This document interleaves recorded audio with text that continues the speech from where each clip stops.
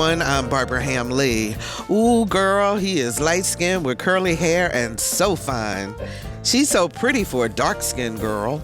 He's dark and she's light, so they'll probably make some pretty babies. If you're African American, these phrases are probably familiar because it's something we talk about within the Black community all the time.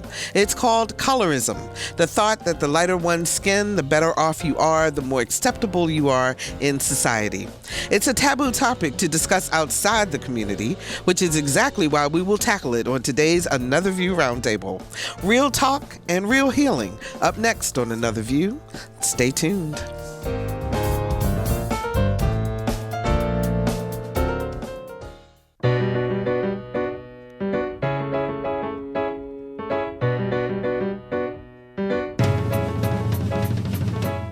Discussing today's topics from an African American perspective, this is Another View. Hello, everyone, and welcome to Another View. I'm Barbara Ham Lee. Today on the Another View Roundtable, we're going to talk about the issue of colorism, defined by Webster's Dictionary as prejudice or bias against persons on the basis of their skin color or complexion, often among persons of the same racial identification.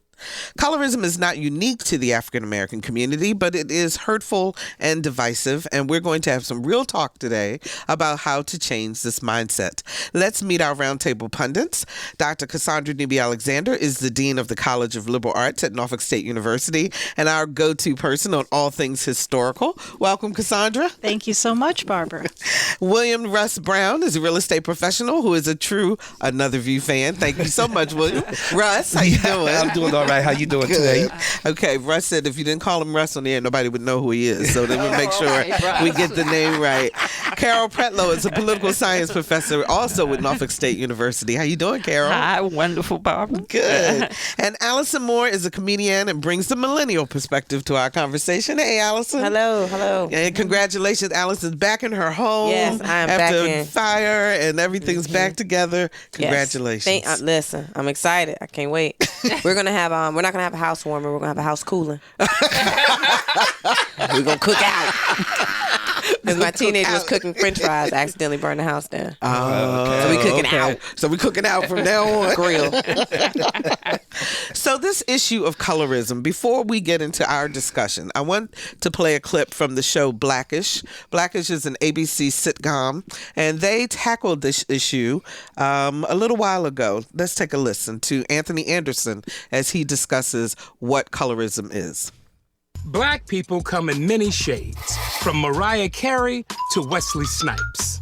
Because we look different, we get discriminated against differently. Like in the case of OJ, a magazine made his skin look darker to make him seem more villainous. And sadly, it's not just done to us, like with the "Are you darker than a brown paper bag" test. Sometimes we even discriminate against each other. It's called colorism. The racist belief that light skin is good and dark skin is bad. But it's not just us.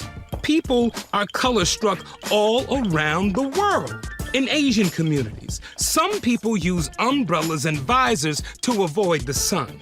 In Indian communities, some dark-skinned actors say they have trouble starring even in Bollywood movies. And in the Latin community, products that bleach your skin are becoming increasingly popular. But with Black Americans, people believe colorism was the brainchild of a slave owner named Willie Lynch, who taught other slave owners how to control us by dividing us by color. Turns out, the story of Willie Lynch is a hoax. But it felt real because of the fact that slave owners did divide us by color, putting dark slaves in the field and light slaves in the house. This separation caused deep-seated tension and resentment that continues to this day. The resentment is so great that it makes us hypersensitive to issues of complexion. So, Cassandra, our historian, since Willie Lynch was a hoax, but did the whole idea of colorism within the African American community start from slavery? Or would you take it further back? I think that for those of African descent, it definitely started during the enslavement period. And part of what people don't realize is that the lighter-skinned blacks who were working in the households were often the children of the slaveholders, or the nephews, or the nieces, or the cousins. They were related directly to the slaveholders. And so there was a family connection that often has been ignored. And people don't recognize that it didn't just have to do with the color of your skin. But there was also tremendous abuse. For those who watched 12 Years a Slave, even though it wasn't depicted in that film, the child of Eliza, who was to be sold in New Orleans as a slave, was actually very light. She in the drawings that Solomon Northup did, she looked almost like Shirley Temple. And her fate was to be sent to a house of prostitution that specialized in child prostitution. And of course, one of the things that was really big in New Orleans was to get these very light-skinned children who were enslaved to be in those houses so that the white men could think they were having sex with a white child. But it wasn't illegal as long as they were black and enslaved. And so this idea of colorism has been very much complicated in our society with racism and with this abusiveness because of power, abusiveness that has resulted from that. And then later on, you start to see the divisions and the use of color coming up in the way that people are treated, both in terms of the legal system, as well as in terms of job preferences, advertisements, and so forth. And so it's little wonder that then African Americans are dramatically harmed by the whole idea of color. And even this week, with the birth of Archie Harrison, which is the son of Meghan Markle and Prince Harry, it became an issue in Britain about what color is the baby going to be, and even a disc jockey was dismissed from his job for calling the child a monkey. So it perpetuates even beyond our shores. Isn't that correct? So it's not just in the black community, although we do feel it and experience it quite a bit, but it actually spreads to other communities as well. Well, I mean, of color. Where did the whites in this country come from? I mean, originally they came from England. So it's not surprising that there would be a lot of colorism there. But there are all kinds of issues that occur in Europe. You know, you're talking about ethnic differences. So, you know, the gingers, those who have the red hair, were discriminated against. Most of them were from Ireland. You know, the list just kind of goes on and on as to what exists there. But then, you know, in the clip they mentioned there was a mention of Asia, but you know that colorism in Asia goes back millennia. It's not just something that happened recently as a result of their contact with Europeans, but it actually was in their culture long before any contact. So, Allison, I want to ask you, because in our discussions prior to the show today, our social media manager, who happens to be a millennial also, talked about the fact that this is still an issue today. Now, you all are supposed to be woke. So why are young people still dealing with issues of colorism within our community, do you think? Not that you speak for every millennial. Right. Clearly, I do not. I speak for me, myself. No, to answer your question, I believe it's what we were taught. Our you all taught it to us. So that's not going to be something that's going to be shaken. Because we're woke, our children should not be responding the same way.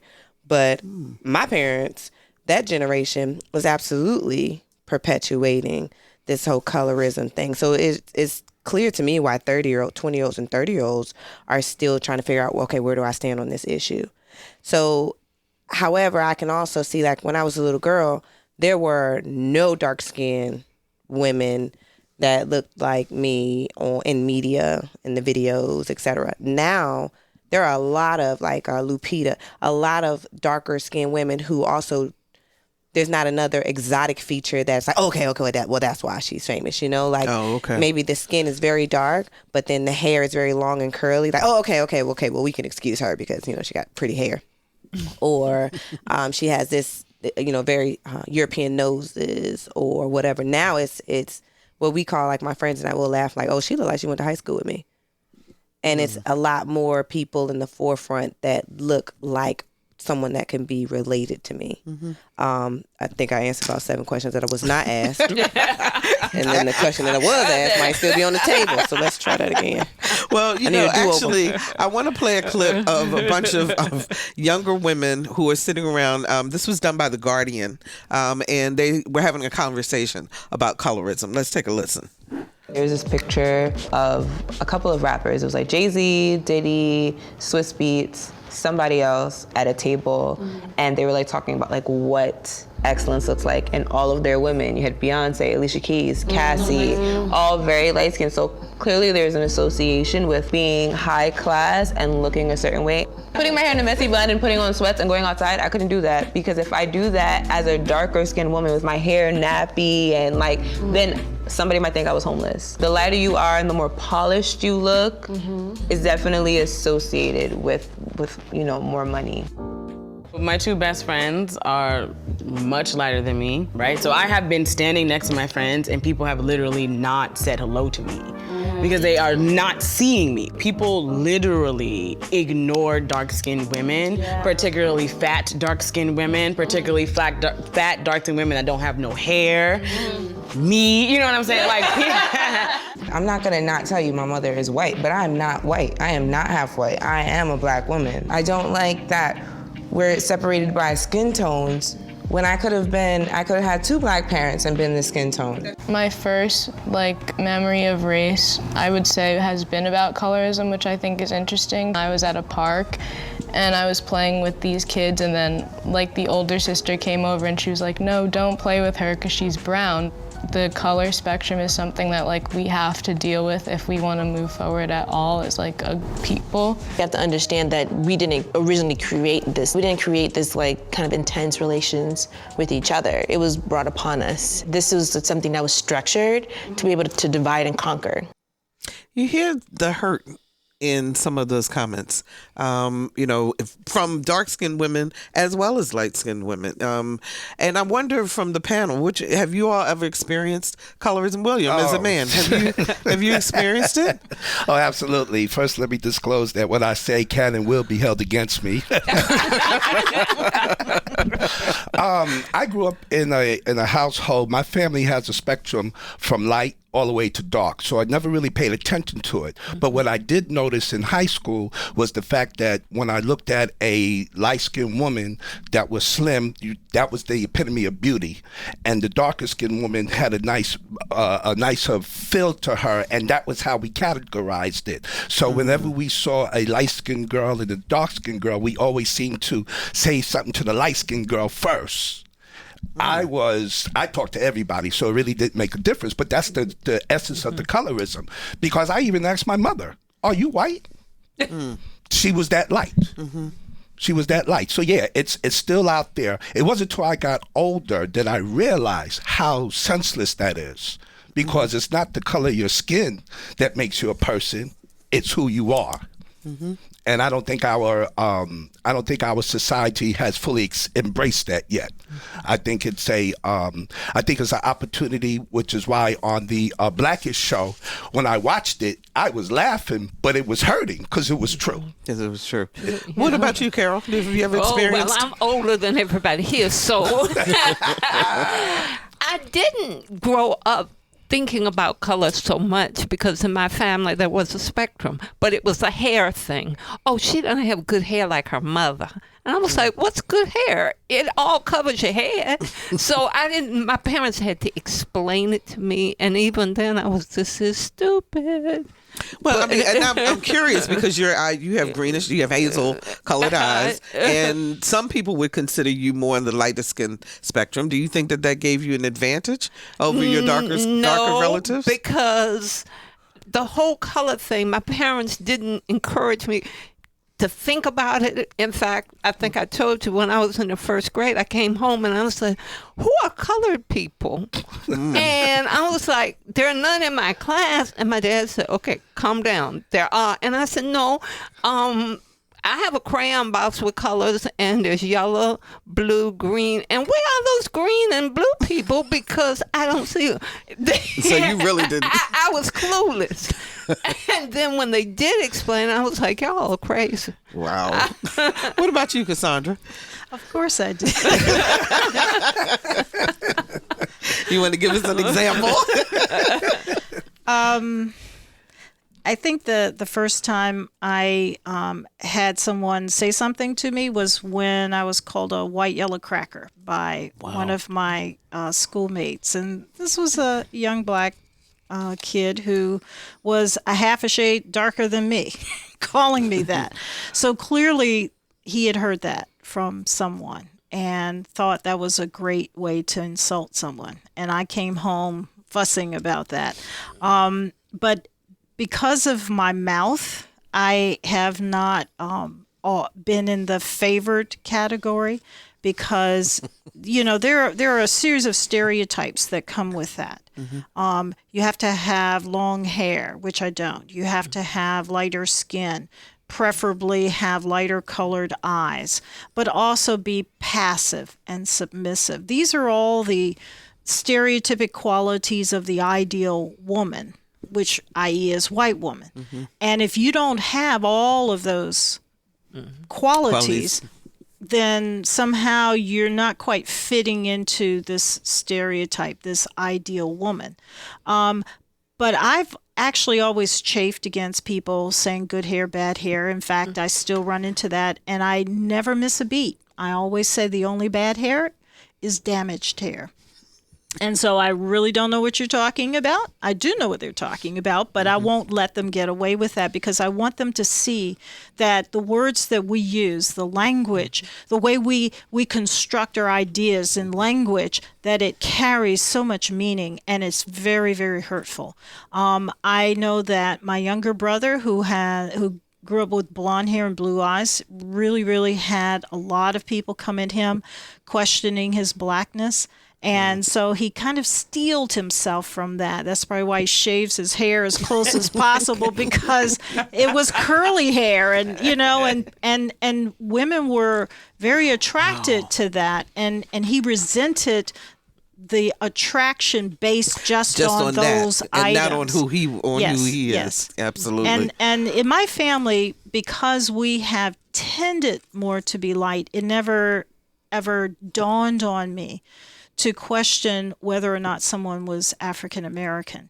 Because while I had the spectrum in my extended family, we just knew who we were, and we were proud of who we were, and we were taught to be proud of that, and we saw the racism that was in society, and we were taught about that because when we asked questions, our parents were very open about that.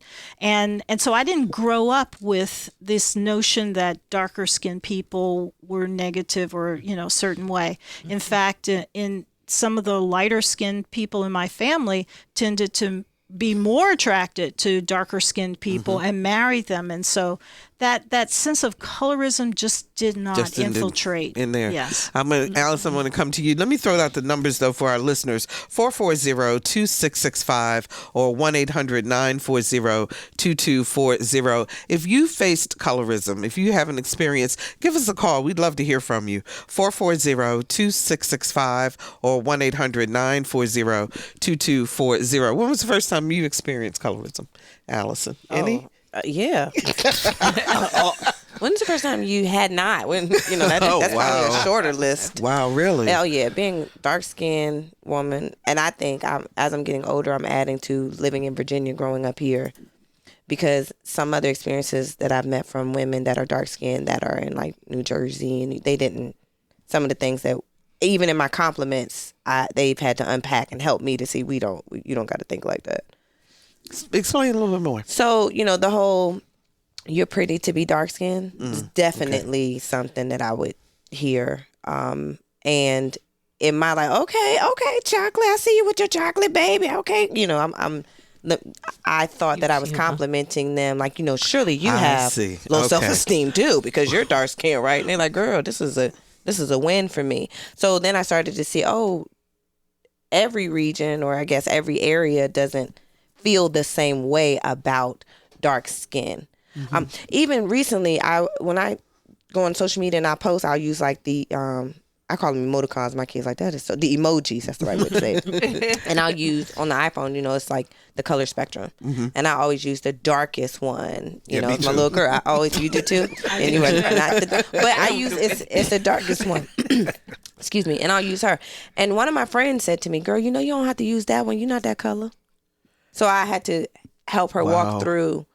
Why you were using? Well, it didn't matter to me, but the fact that she felt like she should tell me, "Girl, you ain't that color." It was like it was a promotion.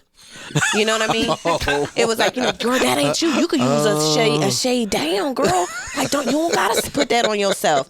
As if the darker it was, the more unattractive it was, and she just wanted to help me to know you're not that color. You're prettier than that. Yeah. You're not that shade. Wow. I remember the first time that I experienced it in high school.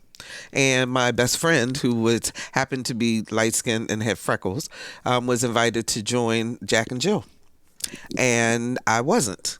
And they told me specifically, you don't pass the paper bag test. The paper bag And this was test. in 1973. Yeah. So, it's real. and it hurts me a little bit, Allison, to hear you talk about the fact that it's still real. I mean, it's still within real. within the conversation. 440-2665 or 1-800-940-2240. Edwin joins us from Virginia Beach. Hi, Edwin. You're on the air. Hey, Barbara. How are you? Doing good. How y'all doing? Doing good. Hey. Great. I just want to point out that I'm an African American and I'm light, and I would definitely pass the paper bag test. Have freckles and everything else like that. But, however, growing up, there's a little bit of stigma on my part because not only on the white side and the black side, but, however, I got teased or got judged even just by looking at me by saying, oh, he's stuck up or he's supercilious. And even though I wasn't like that at all, but however, like my dad said, someone's opinion of you doesn't make it become your reality. So it kind of shoved it off on that. But it does exist, Barbara. And like you said, the paper bag test and things that look like how I looked, it does exist, and it still exists. It really does. So that's the only thing I wanted to say. Thank you, Edwin, for sharing that. We appreciate that. Let's talk to Vicky in Virginia Beach. Hi, Vicky. You're on the air. Hello. And, my heart is racing so much because anytime we talk about this subject, it just unnerves me so much. I happen to be a light-skinned black woman, and there are a few things. First of all, when I was growing up, people used to call me Whitey, and that hurt me because I didn't understand what did they see in me that made me look white. As I continue to grow up, people still would ask me, well, what are you? And that's so offensive to me because it's like, can't you see I'm black? Yeah. I look at Tracy Ellis Ross on the Blackish show, and her husband made a comment to her one day about her color, and she said, then tell my hair and my butt that I'm not black. And that's what I feel like because even though I may have light skin, I still have a lot of characteristics that we would assimilate to being black. So how do you look at me and then ask me what I am? Even black people, it's just so offensive to me. Vicky, how do you respond to them when they ask you that? I'm just curious. Said, I don't know what you see. All I can tell you is what I know I am. And I am black. I have never identified with any other color. Both of my parents were black, and I remember that I was interviewing a woman once who happened to be a light-skinned black, and we were just having a conversation, and she said something about her parents, one was black and one was white, and she said, well, you know what I mean, and I said, no, I don't. And she argued with me. She refused to believe that both of my parents were black because of my light skin. She clearly didn't understand biology. Right, But again, in her world, the only reason you could be light-skinned was because your immediate parent, one of them had to have been white. Now, I said, I'm not saying that there's not white in my family. I'm sure there is. That's how I got this. But my parents were both black. So again, the other thing, and for any of your Caucasian listeners out there, the other thing that I find offensive is when it comes summertime and everybody goes to the beach and they want to come into the office and tell me they're darker than I am. You know what, Vicky? Everybody on the panel is clapping because they all have experienced this. You got my heart racing on this because it's still so sensitive, and it's like they want to prove that they're blacker than I am because they got a tan, and it's like, so what? That does not make you a black person. It just makes you a Caucasian person with dark skin. Vicky, thanks so much for being so honest and for sharing with us. We really appreciate it. If you're just joining us, we're talking about colorism, prejudice or bias against people based on their complexion, often by those in their own racial group. Our roundtable guests are historian and Dean of the College of Liberal Arts at Norfolk State University, Dr. Cassandra Newby-Alexander, real estate professional William Russ Brown, NSU political science professor Carol Pretlow, and comedian Allison Moore. Join our conversation at 440-2665 or 1-800-940-2240. I want to play a clip now from Ebony Williams, and I want you to hear, as Vicky was talking about, what it feels like in terms of being a light-skinned woman and dating. Let's play that one. I'm black mixed with black. Because I'm tired of that question. What do you mix with? People ask you that? Oh my gosh, people ask me that. We from the South. People ask me that all the time. And by the way, love all my biracial brothers and sisters. Ain't nothing wrong with it. But I always feel like it's this subtext when I get the question, right? It's this subtext, especially when men ask it. What do you mix with? And they have this look of hope and optimism. And then no, seriously, right? And then I'm like, my parents are black. And they be like, oh. And it's this like, or they don't believe you. They'll be like, no, that ain't true. Let me. And it's like, I know who my parents are and my grandparents. And what you're kind of trying to tell me underneath that disappointment is you found me attractive, you found me feminine, you found me beautiful, you found me all these wonderful things, and you don't associate those things with black women. Ooh. And so therefore you are trying to come up with some plausible explanation, right? Outside of the context of normalcy where I can be those things and it coexists with your definition of blackness. So you guys got a real good reaction out of that one. Who wants to take it? Allison. I can totally understand what she's saying. And now as I've gotten older, I've had to be more flexible with understanding the plight of light-skinned women. Because being dark-skinned, I'm like, oh, y'all don't have no issues.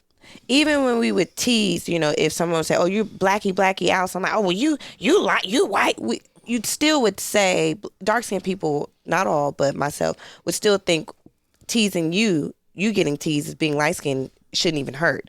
Because it's not really a bad thing. It's bad for us, but it's not bad for you. It kind of reminds me of, like, being heavy-set versus being petite.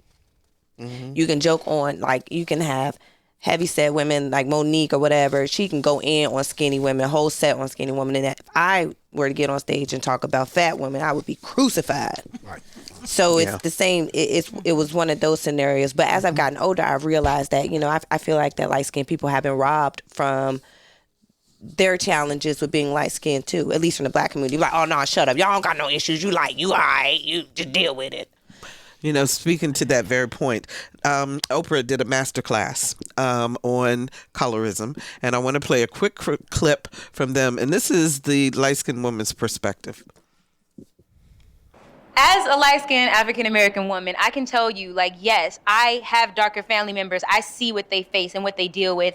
I don't tolerate it. I was never raised in my family to tolerate it. At the same time, though, being a light-skinned girl, you get called names. You get called light bright. You get called high yellow. This is a red bone. This is a reality every day. And they make you feel as if you're alienated. You're not black enough. You're alienated from your own people. You're never black enough. Your long hair automatically means you think you're all that. Your light skin automatically makes you think you're pretty. But we're still black in America. None of us feel advantaged. Well, here's the piece that I find very interesting is that both the dark and the light are experiencing the same things at different ends of the spectrum. Yeah. Because you got insulted by being called high yellow or red bone, but somebody being called a coon, a jigaboo, and a monkey, you understand, tar baby. We're called that too. We're called that too. We're called coon and jigaboo and all of those same things too. We're still called that. On top of light, bright, and all those other things. We're still also So called the outside world that sees you as just a black person heaps the black stuff on you. Exactly. And then within the community, you get it. Wow. Yeah. I think that the healing really is going to begin when each of us look at each other and validate each other's experience. Yes. That's when the healing really begins. Wound When needs a witness. Exactly right. When we can look at a That's the tweet, people. A wound needs a witness. Did you experience that, Cassandra? I mean, do you agree with her in terms of how a wound needs a witness and the fact that light-skinned people do get piled on doubly in this situation? Oh yeah, I mean, I've had a lot of white people. In fact, by the time I hit my 40s, I started responding a certain way where white people seemingly needed to remind me I was black. There would be something. I remember I was doing a summer program, graduate program at Oxford, and all of us, at the end of the session were asking, because the professor was going to host a party at his house, and they were asking, what do you want us to bring? And I came up and I said, what would you like for me to bring? He said, you can sing some Negro spirituals. And my jaw dropped, and I was so shocked when he said that, I didn't have a response.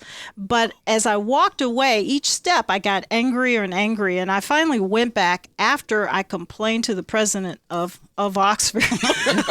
I went back to him, and I said, I felt as if I was a part of the class until you made sure that I wasn't. Your statement to me differentiated me. You didn't ask anyone to be a performer for the class except for me. And I said, and your prejudice made sure because he said this in front of everyone. Like it was all right. Yes. Yeah. He didn't know whether I knew how to sing, but it was the stereotypic assumption that, as a black person, you know how to sing and you know these Negro spirituals.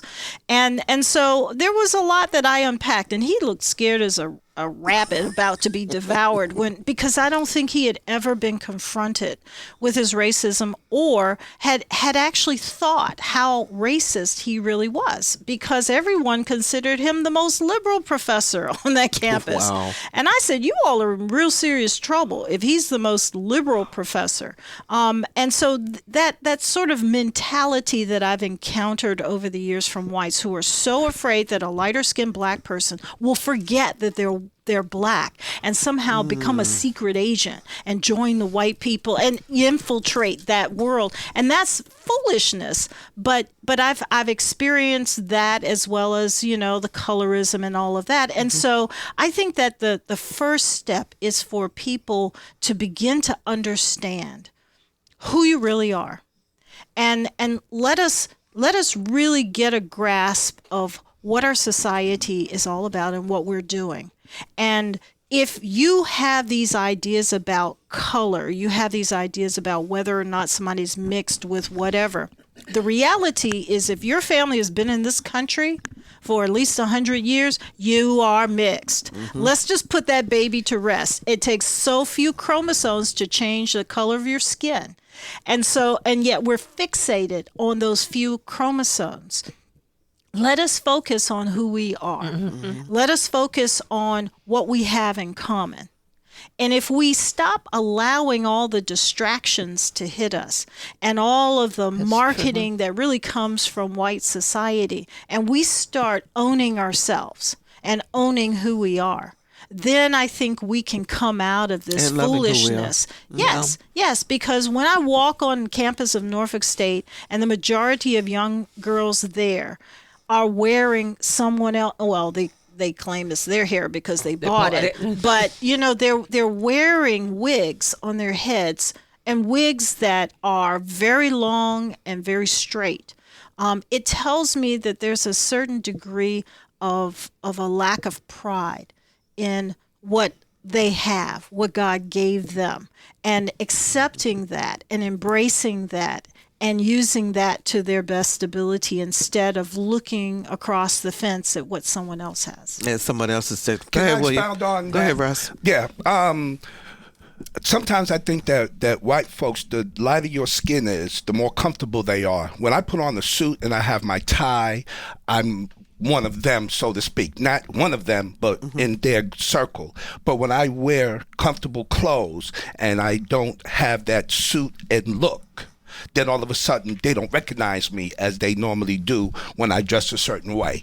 Because I just think it's that the lighter the skin, I'm not a threat to them. The darker the skin is more of a threat to them versus the skin color that I have, which is not a threat to them. But I want to go to the second part of the colorism. When I grew up in the mid 70s and early 80s, my friends, my crew, most of them were darker. And they used to clown me on me being a red bone, me being, white, bright, damn near white. I heard it all, and it never bothered me because I was quick-witted and I always had something back to say. Always. So I never dawned on me until later on when I realized that maybe that's some hurt that they have. I used to always get to drive in the front seat of the car because I could talk to the girls first. And I thought it was because of the quick wit. Maybe because it was of my I can't even say it. 440-2665 or 1-800-940-2240. Ann joins us from Norfolk. Hi, Ann. You're on the air. Hi. I am new to Norfolk recently, sort of partially retired as a physician, geriatrician in Albuquerque, New Mexico. And as I listen to this conversation, it really helps me to reflect back on my clinical work and working with patients, and in particular, the elder population. And also, it helps me to think about who they were and what they had to go through that brought me to this whole notion is that we don't appreciate what we've internalized. We've internalized things, for instance, defining characteristics of individuals as being qualities. They are not. They are characteristics. And also, when we fail to recognize that, and through my practice, through my training in medicine, I have to first say, I did not see any physical or emotional or any other difference that defined any group of people as a particular race outside of the human race. And working with all groups, I could see there were multiple cultural groups within what is defined as a particular category, whether you are Afro-American, Afro-Caribbean, whether you are Mexican-American, Spanish, whatever it is. But we internalize that. We impose these values. And when I think about what my patients went through, it didn't matter what the color of their skin was. And when I worked with students there, it didn't matter what the color of their skin was as much as the category they were defined as. If they were seen as Black, African American, then you were off to the side. If you were Native American, well, maybe we'll give you some play. But if you were categorized as Hispanic, not Mexican, or Anglo, that was another categorization. So we do this to ourselves. And it is up to us to change it. Absolutely, Ann. Thinking about it and thinking about what we value. Okay. Thank you so much for your call. I appreciate that. Go ahead, Carol. I understand her completely because I don't think I was light enough to be considered light, bright, damn near white, and I wasn't dark enough. So I didn't deal with the categories at all. I just assumed it was because I was a Black person, and I dealt with that, and that had so many repercussions. Now, it has some advantages because I have to admit I used it whenever I needed something. I said, well, you need a Black person, and I need to be it. Of affirmative action, you owe me. My people sweated for this, so you're not giving me anything by affirmative action. I earned it. I appreciate this conversation because, I wasn't looking forward to it. I was like, here we go. Y'all gonna scratch up some stuff for a sister, and I'm about to move into my new house this weekend. I'm coming here for this. I got a comedy show tomorrow. But it bothers me when I hear lighter skinned people, like, I never really had an issue with that. It just didn't bother. That really hurts me. To me, it's the equivalency of when black people get upset when white people say it doesn't exist anymore. It's just, because I'm like, that's not your world. But at least put some respect on my name and say it's there, or open your eyes and look for it, because it's so frustrating when I have a black sister or a black brother who's like, man, y'all still dealing with that. Like, so you just not gonna listen. You're not gonna look at TV. You ain't listening to the radio. So we gonna do this. We gonna play this, and that's very frustrating. But in that clip with the women, and that lady said that healing starts with. I can't remember exactly what she said. It was my first time hearing it. But when she said, like, healing starts with acknowledging other people's experience, I'm like, yes, bingo, right there. Because even myself, when I started to embrace my light-skinned friend and say, you know what, you did have some challenges with being light-skinned. And she says to me, dang, you kind of got a foul end of the coin. It's not fair how you were treated either. That's the freest that I have been in my relationships with my sisters that have been a totally different shade to me. Because at least just acknowledge it's here. Don't play me like you don't know that if we're walking together, I can be dressed better. I can do blah, blah, blah, blah, blah. I had to come up being, I had to dress. I could not be a best dressed. Because I would not get the same. I could be with a light-skinned woman who was as ugly as my car, which is ugly. And no, she but was I get all understand the exactly, play. and she get the play. But they're like, you know what, you fly. And I had to just kind of roll in being fly, or really hype up being charismatic, or really try to do a magic trick on you before you realize I was sitting here. And I would internalize that as it's totally a complexion thing. Then later it was, you know what, you are pretty to be dark skinned. You got some nice eyelids right there. You got that is a nice eyelid. I have never seen an eyelid. Let's talk to Cheryl. Cheryl from Newport News. Hi, Cheryl. You're on the air. Newport News. Shout out, Cheryl.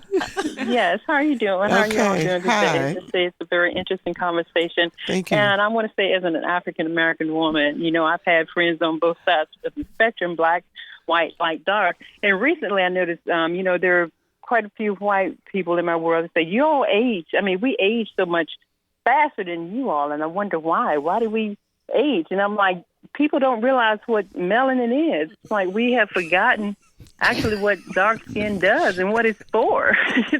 I mean, it neutralizes the sun's radiation. So it's the stuff that's in the McDonald's fries.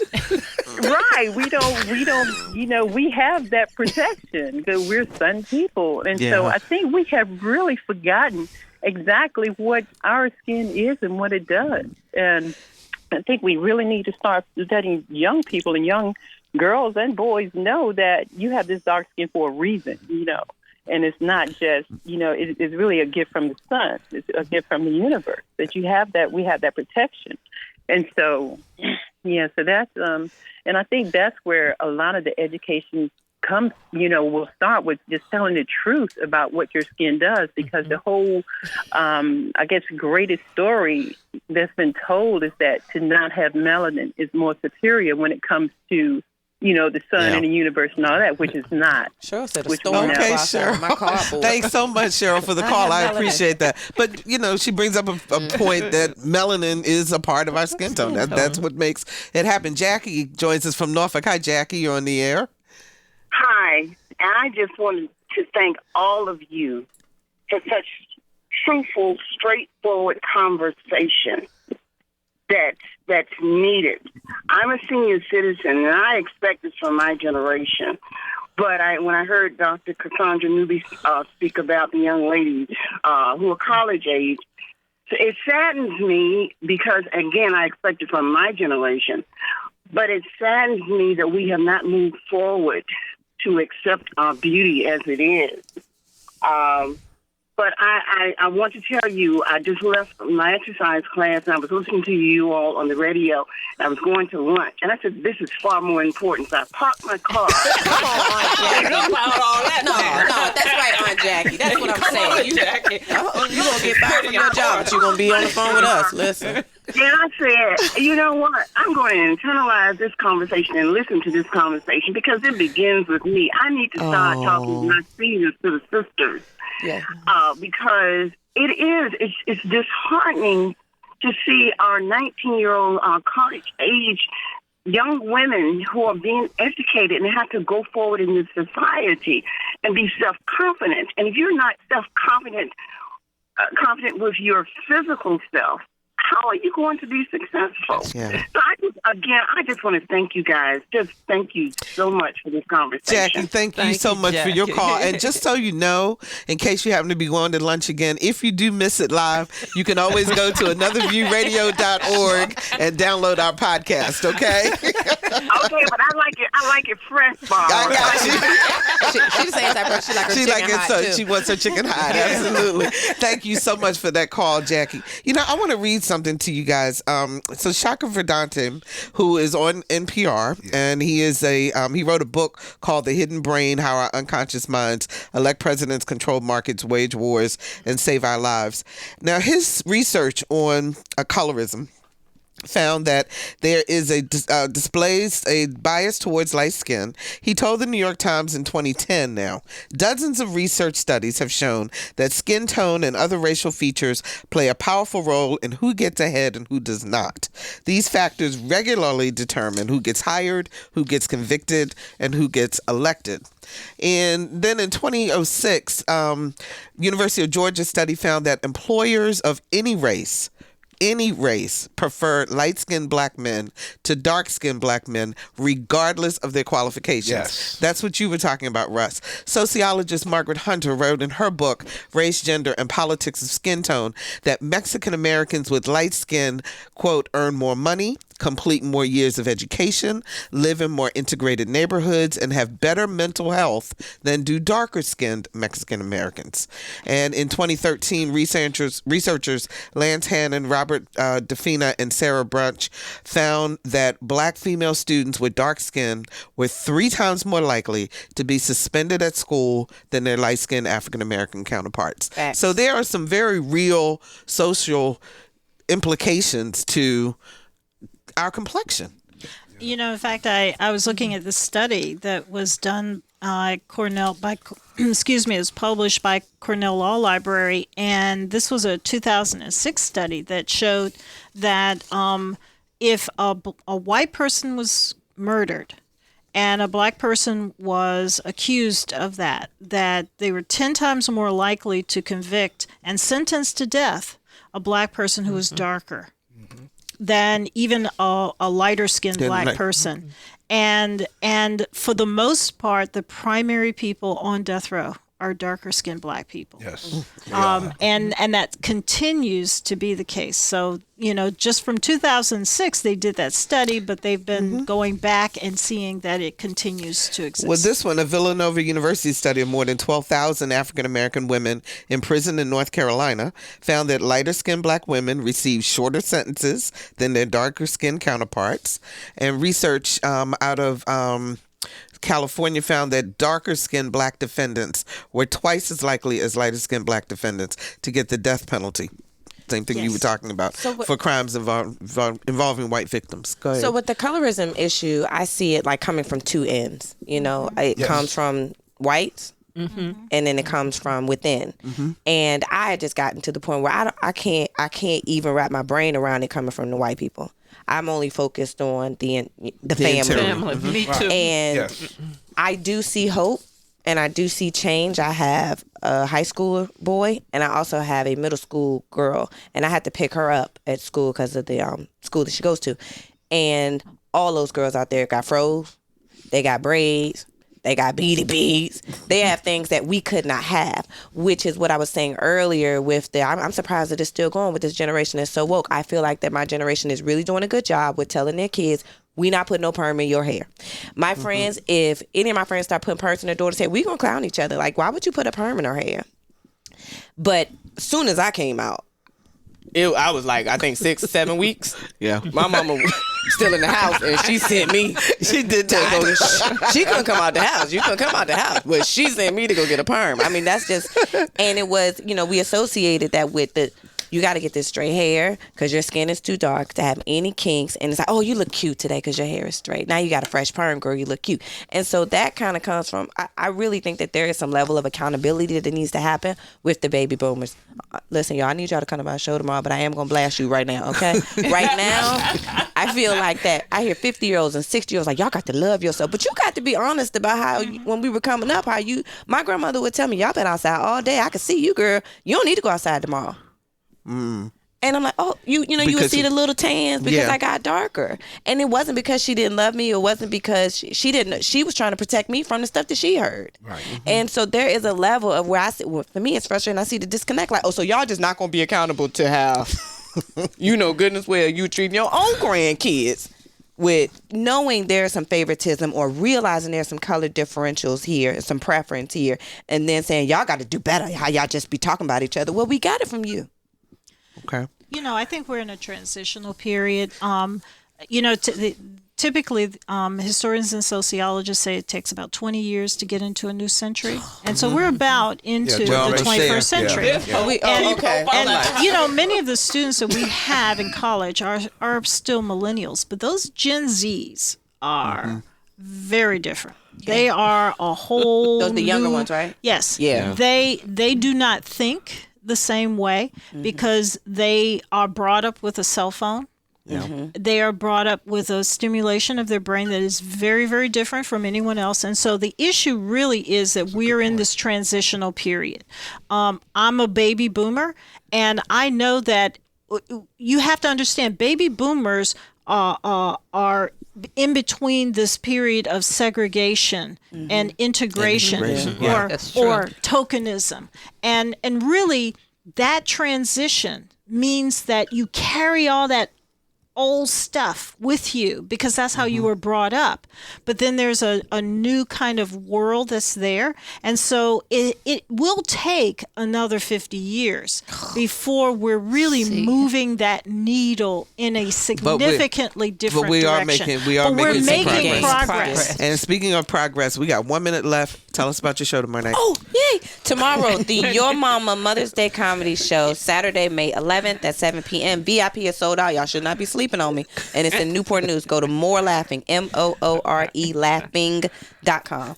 Fantastic. Thank you. You guys, as always, are just wonderful. I thank you so very, very much for participating. And I thank all of our callers because I think people were very open and had a lot to say to us that we needed to listen to. And a quick community note before we leave you today. Jamestown Settlement presents the premiere of Mother Tongue, a new play by Abigail Schumann. 3 women of early Virginia come together in a timeless space to consider if and how the future will remember them and why it matters. The play runs May 10 and 11 and May 16 through 18 at the Jamestown Settlement Museum. All performances begin at 7:30 p.m.